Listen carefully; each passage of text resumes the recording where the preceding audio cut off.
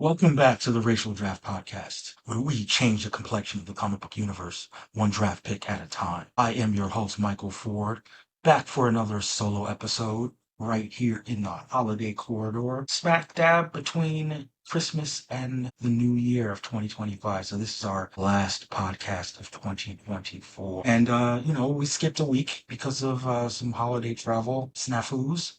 And for that reason, I'm going to take you through a recap of both rounds 3 and round 4 of our racial draft, season 8. If you're new to the program and new to the project of the racial draft, I'll give a quick rundown where we're reimagining these characters through a racial lens, these comic book superhero heroes and villains, as it were. And we're sort of engaging in the intellectual exercise of what if these different racial and ethnic delegations acquired the characters and reimagine them, and from the ground up, as if those characters had been that racial background all along. And of course, they do have the option to draft characters that are already in the canon of this background in order to preserve them in their racial form. But let's jump right into it. The first pick of the third round, and that came from the Black delegation. They drafted Scott Summers, aka Cyclops. I think that I've talked in the past about how I do think that Cyclops, his character would be enhanced by being a person of color, particularly a Black person. In fact, given that a lot of his type A personality traits can be filtered through the lens of a member of a minority who feels like he has to be twice as good in order to get any level of respect. I think that when it's a type A white male character, it comes off as a lot more um, annoying and grating. But I mean, and he's still going to be to some extent annoying and grating. But like I said, when animated through the lens of he's part of an oppressed group already of mutants, but being part of an oppressed racial group, being driven by this attitude that in order to rise above, he has to be an overachiever, in not so many words. And I would say that among the X-Men characters, he exemplifies overachiever more than any other character, and I think that that's a reason that, for me in particular, I do approve of the Cyclops racial drafting by the Black delegation. However, in looking at how the people feel about it, a little bit more mixed. The final approval rating from the listeners, from the audience, as it were. And I should mention, you can cast your approval votes in a number of places. Still open on the website, racialdraft.com. Those polls stay open for the entire season. And there's also polls. There are also polls on Instagram that stay open for the entire season. On Threads, it's a much shorter poll, but you can cast your vote there. And on Twitter, you can also cast your vote. And the result of the Twitter poll is 75% approval rating for Black Cyclops, with 50% strongly approving, 25% somewhat approving, and 25% racist. In that they strongly disapprove. In terms of the Black delegation, came up with a fan cast, which I think is a pretty cool fan cast. I think I did, in fact, suggest it. And unfortunately, the fan cast was even less well received, and that was Regé Jean Page. I think it's Regé Jean Page, a British actor. You may have seen Bridgerton, or you may have seen in the Dungeons and Dragons movie. He's got leading man potential, I would say. And, again, another character that exemplifies leading man potential is in fact Cyclops. So that's Cyclops. Moving on from the first pick of the round to the second pick of the round, a little bit. This pick I'm a lot more mixed on, if I'm being honest. That would be the Native American delegation drafting Thor. Their drafting of Thor does kind of undercut a lot of things that Thor has worked for him, given his roots are in Norse mythology. And obviously, he's been embraced by Nordic communities, and he has a very Nordic look to him.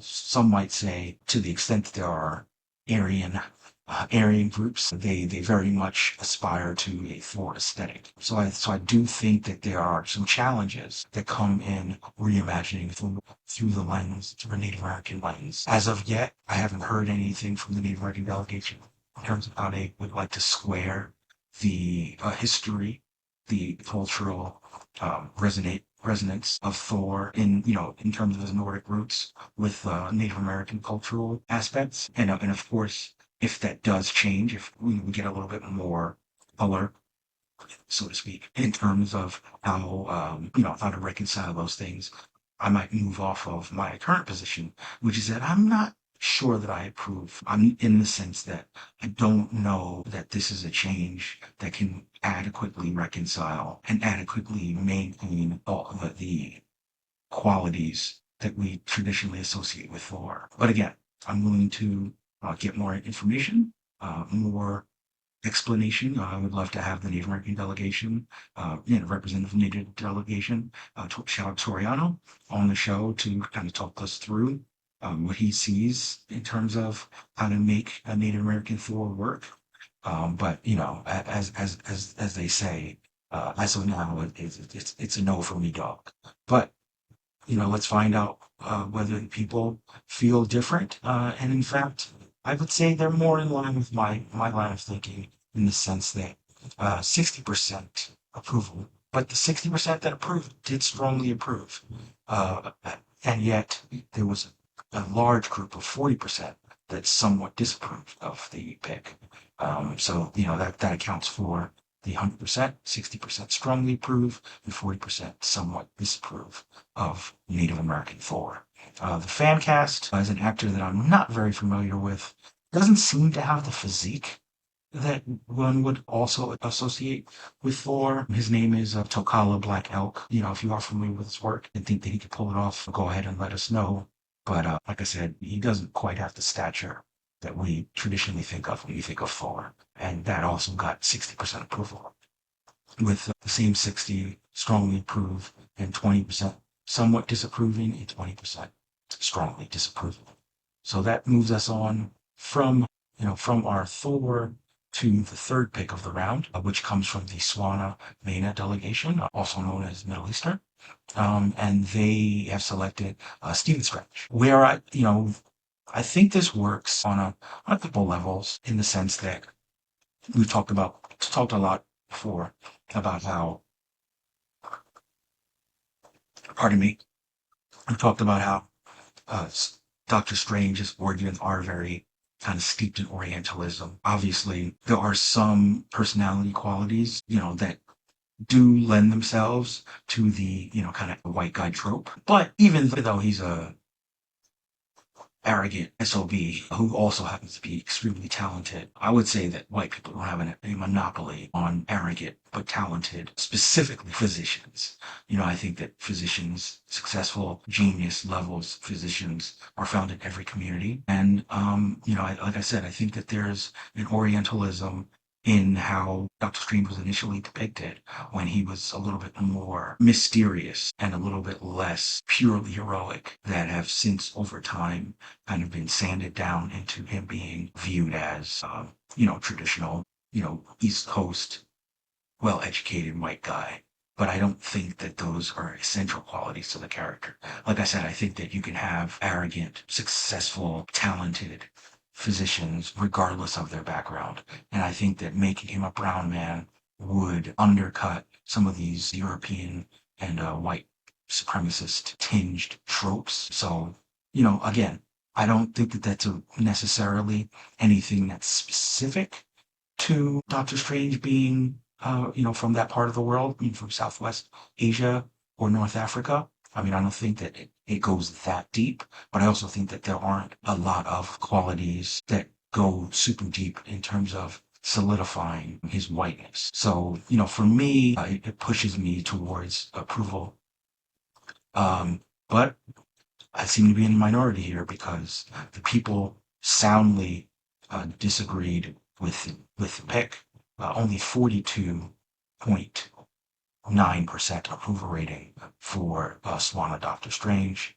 All 42.9 strongly approve, with 42.9 somewhat disapproving, and 14.3 strongly disapproving of a Swana Doctor Strange. So, not a win there. Not a win there from the approval banks. We'll move on though to the fourth pick of the round, which comes from the multiracial delegation. They drafted Elektra Natchios, used to be known as Elektra, I guess still is because that's her name, but currently taking on the mantle of Daredevil, who of course she had a long-standing on again, off again romantic relationship with Matt Murdock, the original Daredevil. So, at the moment, they share the mantle. Elektra has been depicted traditionally as Greek. However, in the Daredevil Netflix series, which we're not really sure what her status is as they move those shows into the MCU proper, she was actually portrayed by a biracial actress, Elodie Young, who was both Asian and European. And they incorporated that aspect into the character. She was Greek and she was Asian. And I believe she may have been adopted. Don't quote me on that front. But, be that as it may, there were a couple benefits to presenting the character in that way. One of which is that, we talked a little bit with Doctor Strange about Orientalism. Elektra is very much a martial arts coded character and a character that is, generally steeped in Asian iconography. So, having her be an Asian woman, at least even partially Asian, that is reflecting our culture through martial arts is a lot. It's not as problematic as, again, this persistent trope of, well, when it's an Asian person doing martial arts, that's not that special. But, when it's a European or white person doing martial arts, those are the real special ones. Those are the real cool characters. So, again, in making her, in giving her Asian heritage, so to speak, you're getting rid of that trope and you're allowing, like I said before, the representation while also still keeping her character roots of being Greek, of being from a wealthy background, and very worldly in that sense. As like, again, Americans don't have the monopoly on worldly travel, well-traveled, rich women.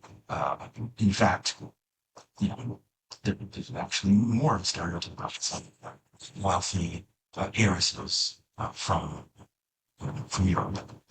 So again, I think it worked just in the same way I think that it worked in the Daredevil show. I think that it could work in the canon as well. And the people agree with me. 100% approval rating for multiracial Elektra, 83.3 somewhat approve, and 16.7 somewhat approve. And I do believe the multiracial delegation stuck with the fan cast. So let me get to the fan cast as well. And I believe, here we go. Yes.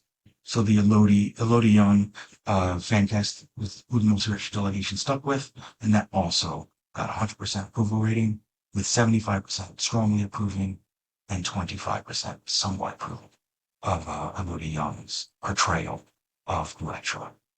Moving on to the fifth pick of round 3. Kind of funny. Fifth and sixth picks are, kind of in two pieces. Starting off with the Southeast Asian delegation, drafting Barry Allen, aka The Flash. This is a character that obviously has traditionally been depicted as white, but mostly it's because he has blonde hair. But thankfully, hair dye exists. However, there have also been versions of the character, most notably on the CW, where he has not had blonde hair. So clearly, having blonde hair is not an essential characteristic of the character. I know, essential characteristic, but bear with me. So yeah, he He's been drafted by the Southeast Asian delegation. There was a fan cast that they selected, so that does inform whether he's East Asian or Southeast Asian. Manny Jacinto, who you might know from The Acolyte or from some of his other roles. Sorry about that, guys. I think that he has a lot of glimmer in his eye, and I think he would make a fine Flash. And like I said before, I don't think there are really any characteristics of the character that necessitate him being a white guy. And it's for that reason that I think that we are at 100% approval rating for Southeast Asian Flash. A little bit lower, which was shocking for me. 81.8% approval rating for Manny Jacinto as Barry Allen. And I can't say I have any objections for that. I think that both of those things work for me. As I said, there were two halves, and the second half of our combo is the white delegation. They decided that they were going to get themselves a Flash.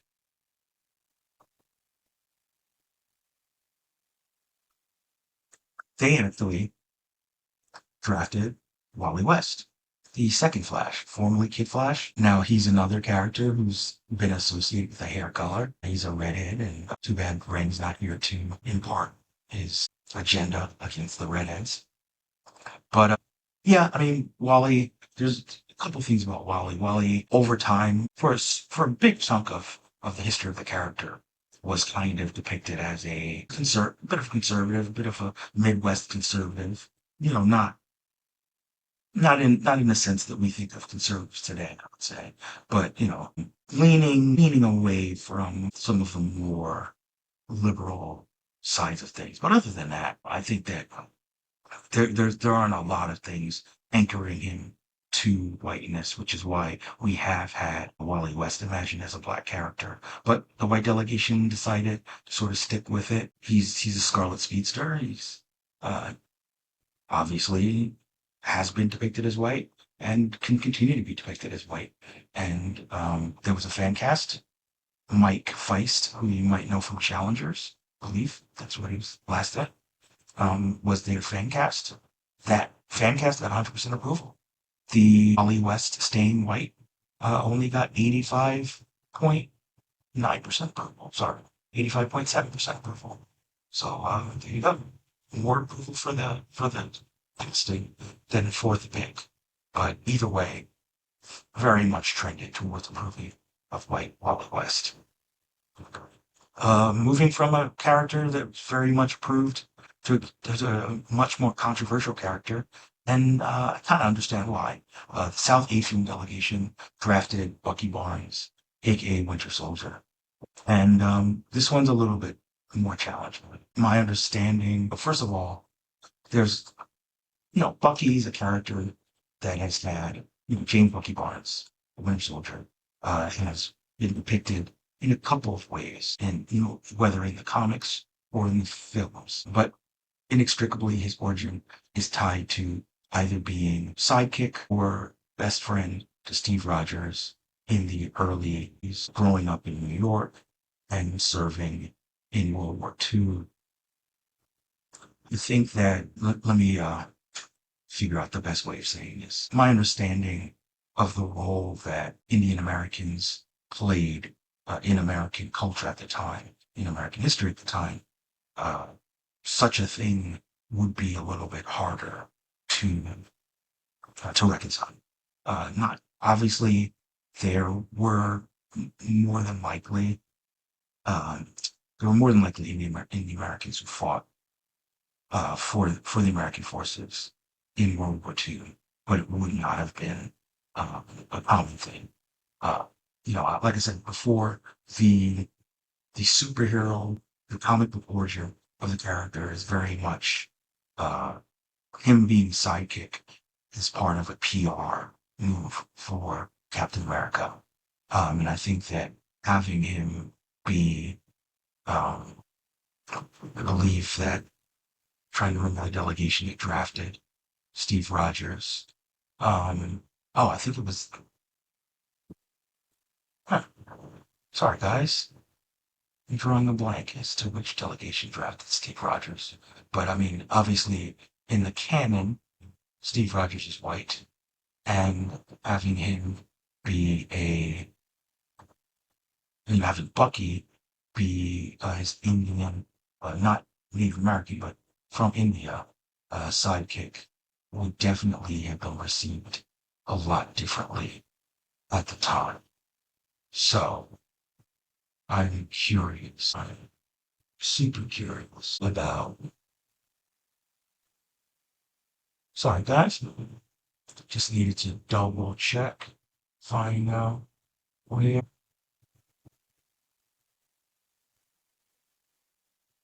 Oh, yes. So it was a Native American delegation. So anyway, in keeping with our racial draft rules, you would have been dealing with a Native American Steve Rogers who was white passing, most likely, in those days, and you know, an Indian American Bucky. Again, not to say that those things couldn't have happened, but it does sort of stretch the our understanding of what the cultural um, factors of play would have been at that time. And so it's tough. It's challenging for me, and it seems to be challenging for the people as well because I was only 55.6% approval rating for South Asian Winter Soldier, and the 3% approval for sorry, 33.3 somewhat disapprove, and 11.1 strongly disapprove of South Asian Winter Soldier.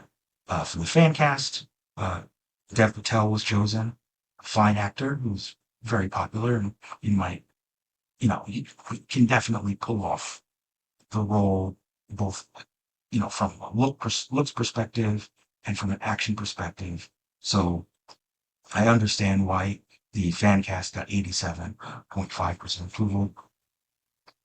And, you know, like I said, Dev Patel's a fine actor, and notwithstanding the issues with trying to make it work from a historical perspective, Dev Patel could probably pull off the role just as well as Sebastian Stan could. Moving on, we find ourselves at the Jewish delegation, a character that I was surprised stuck around this long, and that would be Carol Danvers, Captain Marvel. I don't think that she's been traditionally depicted as a white woman, blonde hair, eyes, from Boston, in the comics from Boston, I believe from California in the movies, because of Brie Larson, I suppose. But yeah, I mean, it's really not that big of a change to make her Jewish. Obviously there are Jewish people in Massachusetts, so that covers those bases there. And pretty much everything else can stay the same. Obviously, there are things, uh, a la Star. Um, that there are jokes to be made, I suppose, about the significance of Star in her life. But there's really not too much to be said. So 100% approval rating for Jewish Carol Danvers. I do believe that there was a fan cast that was Evan Rachel Wood, a little bit less positively received, only 77.8% approval rating on that front. But even still, generally approving of Jewish Captain Marvel, Jewish Carol Danvers. That brings us to the ninth pick of the third round. Another character that I was surprised was still on the board at this point, and that would be Deadpool. Now, obviously, one of the issues with Deadpool is that he's been so closely associated with Ryan Reynolds in pop culture. But, comic Deadpool has a lot more flexibility in terms of his irreverent sense of humor. Obviously, he's Canadian, but there are Latinos in Canada. But other than that, other than how he's, visually depicted, there really aren't too many things that would give you pause if Wade Wilson were somehow not a white guy. So, on that front, I don't really have a cause for disapproving of this pick. And in fact, the people feel the same. 100% approval rating for Deadpool. Weirdly enough, 100% somewhat approve of Latino Deadpool, but still, Latino Deadpool passes muster. As far as the fan cast, I gotta be honest, I don't know much about this actor, Marcelo Hernandez. I believe he's on SNL, but I've never seen his work. His approval rating was at 60%. So, much less popular than just the reimagining of Deadpool as Latino.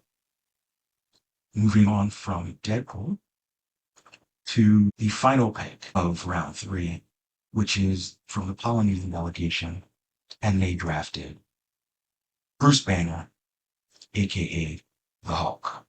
Now, Bruce Banner is another character that, yes, there are some advantages to Bruce being white guy in terms of the stereotype, the nebbish, nerdy guy who has a monster inside of him that, some might say, it's very much a Dr. Jekyll and Mr. Hyde situation, but it can even be viewed as being able to express your anger versus not being able to express it. So there is some room to explore that perhaps a person of color, as Bruce Banner, he's even more impressed about being able to show anger in a society that doesn't typically allow for anger without negative consequences. So I think that there's a little bit of room for improvement, in fact. And I think the Polynesian delegation found a really good fan cast that we should move on to. Jermaine Clement. If you've seen his work, I think you'd be pretty confident that he could play a Bruce Banner type character. So 100% approval rating for Jermaine Clement as Bruce Banner, and 100% approval rating for Polynesian Hulk. So 80% strongly approve, 20% somewhat approve to both. And, that concludes the third round of the retro draft. But like I said, there was a fourth round. So I will go ahead and advance my page to the fourth round,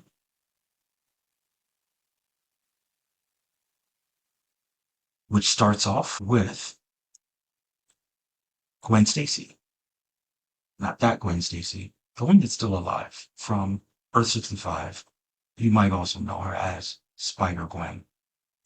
She hasn't been depicted in live action, but she has been depicted in animated form in the Spider-Verse movies. She obviously had a fun run of her own Spider-Gwen comic.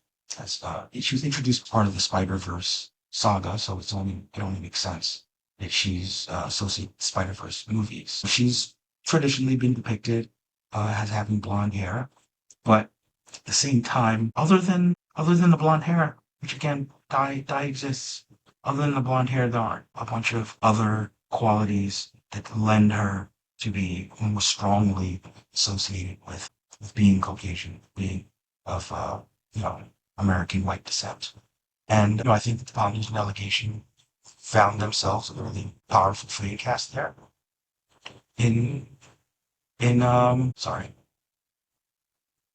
Auli'i Cravalho, who you might know as the original live action Moana. Sorry, the original voice actress for Moana, not the live action. But yes, 100% approval rating for her as Spider-Gwen, which, I think is really fine casting. In terms of the Polynesian Spider-Gwen, unfortunately, a little bit more mixed of a result. 71.4% approval rating, 57.1 strongly approving, 14.3 somewhat approving, and 28.6 somewhat disapproving of the Polynesian Spider-Gwen. But again, like I said, other than the hair, there are too many things in the character inherent to the character that make me feel like she needs to be white. Moving on to the Latin delegation. The Latin delegation in their drafting of Moon Knight, this is a character that's already, in a way, being racially drafted in the fact that, he's been portrayed in live action as part of the Moon Knight series by Oscar Isaac. I guess I could suppose the one thing that has changed is that this is a little tricky because Moon Knight in recent years has been strongly associated with being Jewish. Obviously, there are Latinos who are Jewish. But I always like to reiterate, one of the things that happens when you reach to draft someone is that you're drafting how they primarily identify. But again, you can be Latino and you can be Jewish at the same time. So this racial drafting would just make Mark Spector primarily see himself as Latino while also seeing himself as Jewish. If in fact that's the direction the Latino delegation chose to stay with. It's that pick which got 100% approval rating, which is a little bit surprising, but you know, nice to see. But the reason that it's so surprising, I guess, is because the Oscar Isaac portrayal of Mark Spector only got a 90.9% approval rating. So more approval for just the abstract idea of a Latino Moon Knight than for the casting and portrayal of Moon Knight by Oscar Isaac, which a lot of people are big fans of. So, 90% is nothing to sneeze at, but 100% just for the concept, that's kind of cool. But moving on from the Latin delegation to the Jewish delegation, and they didn't get Moon Knight, but they did get Joker. And this is a character that's had some ups and downs, mostly up though. Notwithstanding the Folie à Deux debacle. This is a villain that is super popular. Maybe popular is not the word, but very widely known, very iconic is probably, I know that word gets thrown around a lot, but I think Joker is probably one of the more iconic villains. He's anchored $2 billion movies, which even a lot of heroes couldn't say that. He's been imagined in a variety of contexts. He's obviously Batman's arch nemesis, and in keeping with being Batman's arch nemesis, he's usually depicted as very formidable in his own right. He's had several solo books, and like I said before, two solo movies, as it were. Joker's not going away anytime soon. And I think that there have been depictions of the Joker that have I'll take a step back. I don't think that there's anything in the Joker's portrayal that makes you think that he could be Jewish. He's obviously been played by Jewish actors, and I think that to the extent that the Joker leans on the comedian trope, there are quite a number of Jewish comedians and Jewish aspiring comedians, any of which could have taken a dramatic turn into a supervillain. So can't really say that I have a cause for disapproval there. And the people agree with me, 100% approval rating for Jewish Joker. I should mention that bears mentioning that the fourth round voting is still open. So go ahead to all the places that I mentioned before, Twitter, primarily, but also racialdraft.com, Instagram, and cast your vote for whether you approve of these picks in the fourth round. So as of now, 100% approval rating for Jewish Joker. They also presented us with a fan cast of Dave Franco. You have the lookalike, the Luigi lookalike, so to speak.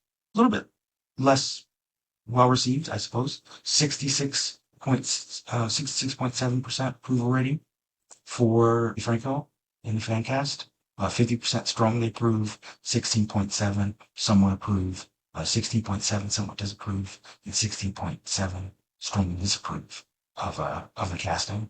But as of now, 100% approval rating for Jewish Joker. Moving on to the South Asian delegation. They had this pick before. So it's not super controversial, and it would be Kate Bishop, aka Hawkeye. She's been traditionally depicted as white, or at least white passing. That being said, there's really nothing in her character other than the fact that she's kind of well off. But even being well off doesn't necessarily foreclose you of being a person of color, especially if you come from older money. So I think that I definitely think that there's not a real uh, impediment in the thinking to say, well, you lose something from the Kate Bishop character if she is something other than a white girl. Or, yeah. So, not really a lot else to say about Kate Bishop. I mean, as a character, I guess she's not really as visible as you would think that she would have been after anchoring the Hawkeye television series alongside Jeremy Renner.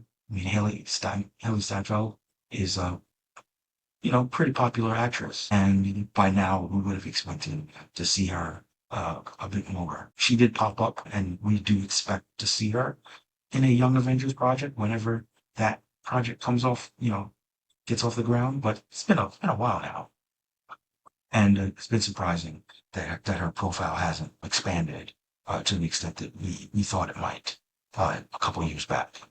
But all that is to say, as of now, 75% approval rating for South Asian Kate Bishop, 50% strongly approve, 25% somewhat approve, 12.5 somewhat disapprove, 12.5% strong disapprove.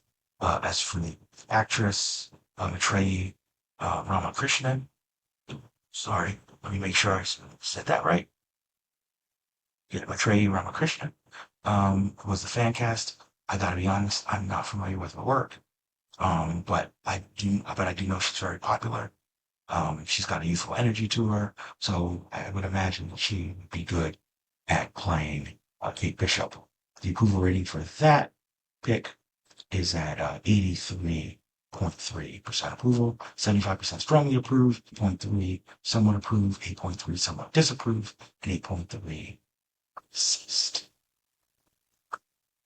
Moving on to the white delegation, right down the middle, fastball right down the middle, Kara Zor-El, aka Supergirl. What's there to say? She is a wholesome, all-American blonde superhero. Traditionally been depicted as white. Going to be depicted as white in movies. So, it's a very defensive pick, and it's a very timely pick. She's got a movie on the horizon. And who knows, she may appear in this year's Superman movie. She's already appeared in other Superman media, so there's no reason to think that she wouldn't. A little bit controversial, I suppose, from the people, though. I was surprised to see this. 77.8% approval rating, with 66.6 strongly approving, 11.1 somewhat approving, and 22.2 somewhat disapproving of Supergirl staying white. And again, it's time for you to get in there and cast your votes, listeners. If you either agree or disagree with the split right now, the percentage split. As far as the fan cast, they kept, they stuck with the casting that WB and James Gunn and DC Studios went with Millie Alcock as Karen, and that's 100% approval. 90.9 strongly approved and 9.1 somewhat approved, but again, 100% approval rating for the fan cast. Moving from the white delegation to the Southeast Asian delegation, and we're staying in the realm of Superman. We're staying in that mythos, and we're getting East Asian Lex Luthor. This was a pick that we got way, way, way back in the first season of the racial draft, and it still fits. Even to the extent that we're dealing with a Lex Luthor who is a self-made billionaire, very powerful figure who has a reason to look down on Superman. I think that you can imbue Lex with a little bit of model minority energy and adds layers to the character.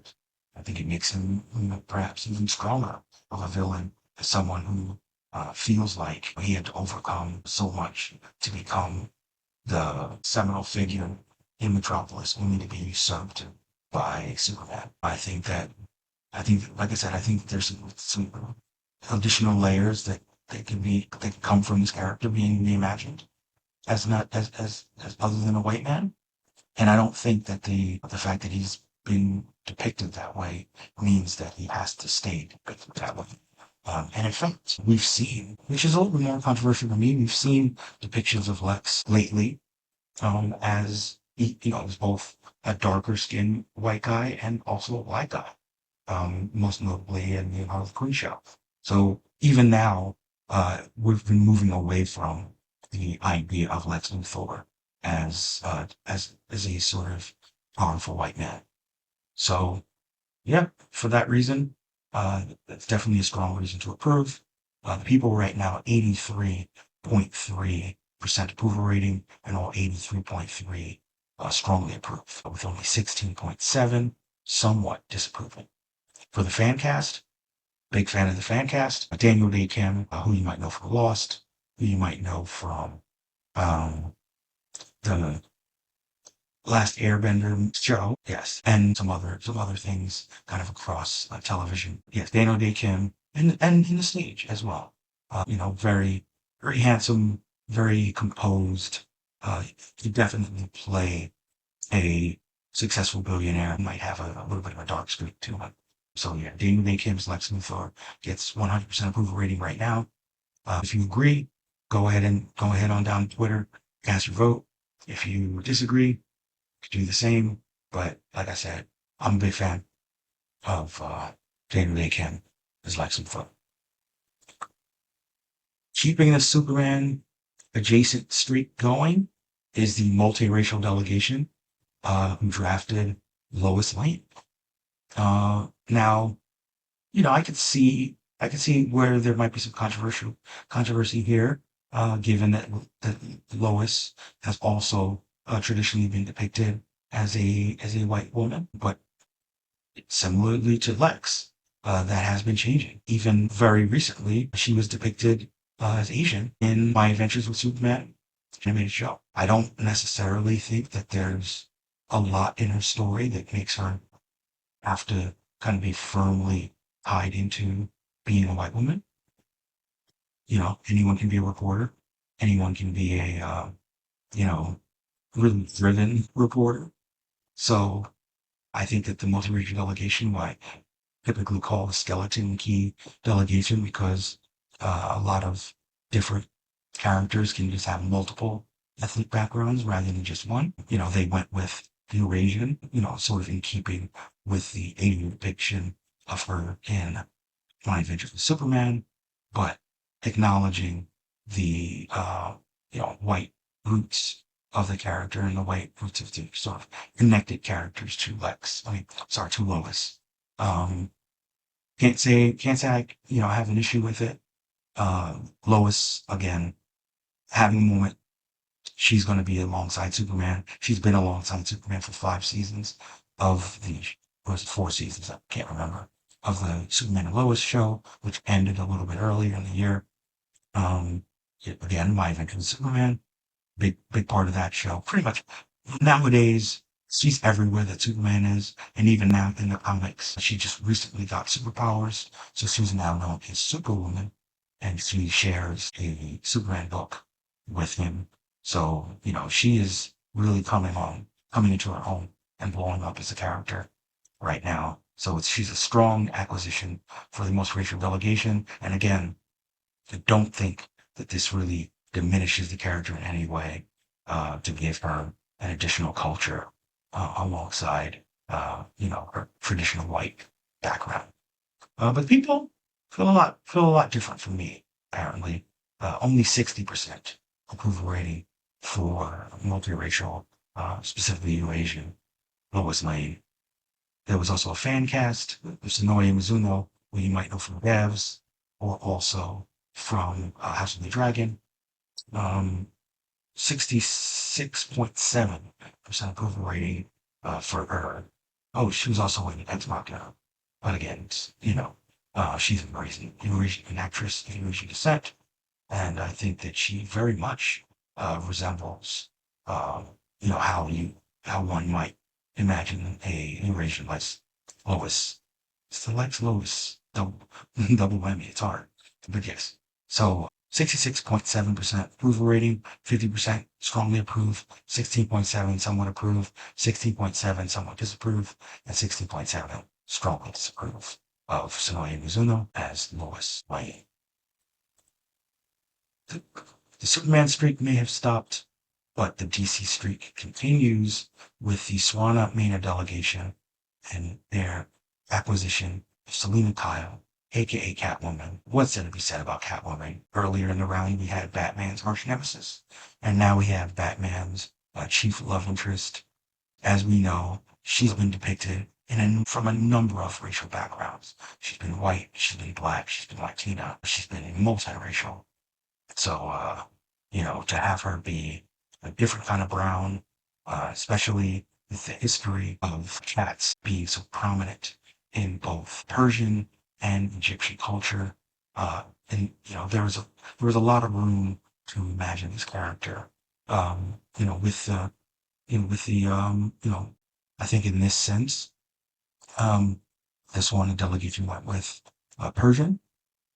And like I said, there's a deep history of an association of cats and Persia. So can't really say I have an objection to it. The people agree, 100% approval rating for Persian and Selina Kyle. And the fan cast of Sarah Shahi, who you might know. Where might you know Sarah Shahi from?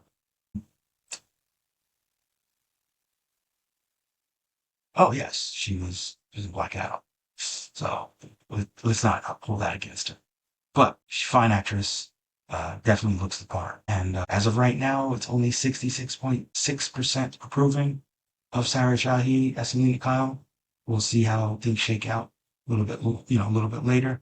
But you've got more than enough time to cast your vote and see whether you approve of both Persian Selina Kyle and Sarah Shahi in particular portray Selina Kyle.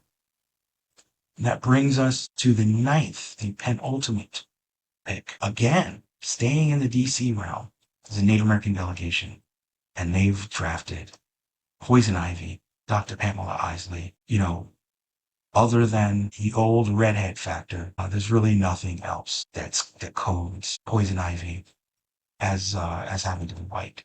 She's a doctor, but guess what? Doctors are not all white. I think that, our fierce environmentalism, anti-corporatism, just genuinely being misunderstood in recent years, she's gone from being depicted and understood as a full villain to, a little bit more of an anti-hero, which with occasional villainous tendencies, for sure. But I think that, if you imbue her with the kind of Native American sort of, I'll say it's a little bit stereotyped, but, harmony with nature, wanting to preserve the land and not have the land be destroyed by corporate business developing forces. Some of those same forces, which led to native lands being taken away from them. I think there's a lot that can be additive when depending specifically which tribe or nation, so to speak. When those cultural elements are imbued into Pamela Isley, and her Poison Ivy persona. So I personally think this is a situation where the character becomes stronger as a Native American. But as of now, it's still 100% approval, 50% strongly approve, and 50% somewhat approve of Native American Poison Ivy. There was also a fan cast, Corianka Filcher, who I've seen in some things, and definitely embodies those Poison Ivy qualities. Doesn't have the red hair, but again, guy exists. So that's a quick change. 100% approval rating for her too. So 75% strongly approve and 25% somewhat approve. of Native American poison ivy. And that brings us to the final pick, the 10th pick of round 4, comes from the Black delegation. And they went ahead and drafted Rogue.